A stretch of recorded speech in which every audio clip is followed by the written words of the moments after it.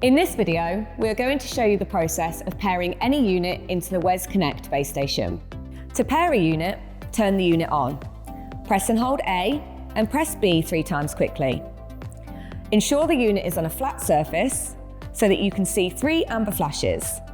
This is telling you that the unit is ready to pair. On the Connect, press the tick button for the menu.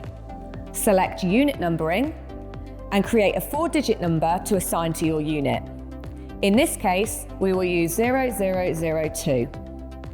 Press and hold A on both units until they go solid amber and solid green. You can then release the A buttons and your units are paired. Repeat this process with as many units as your site requires.